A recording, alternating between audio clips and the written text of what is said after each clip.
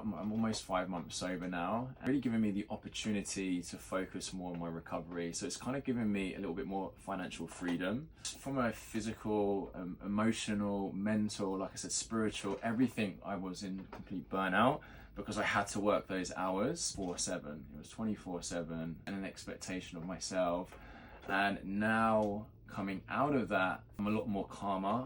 Life still happens, right? We still have like the financial strains. You know, we live in a very expensive area. You know, the price of living is going up, but I'm able now to look at that from a more of a calmer, resilient, and I can now budget actually way more easier because now I know I'm not going to be spending X amount per weekend. I'm in a lot more control, which is a really nice place to be in.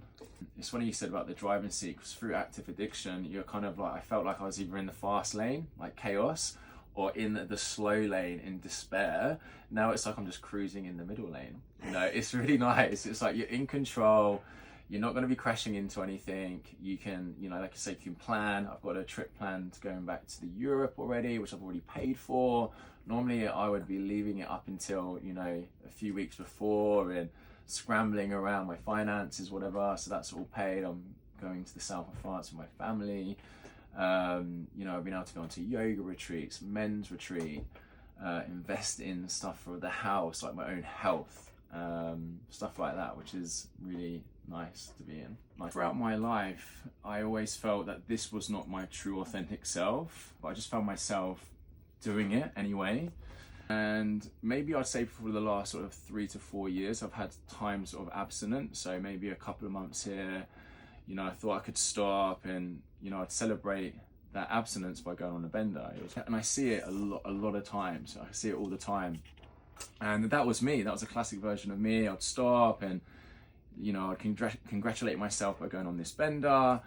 And I just got to the point where I was sick and tired of feeling sick and tired. I got to a point, I think there was like a 3-month period where I pretty much drank or used every single day for 3 months. And I was not quite at my rock bottom, but I saw my rock bottom approaching and I just did not know who I was anymore. And it was then I made a decision to stop.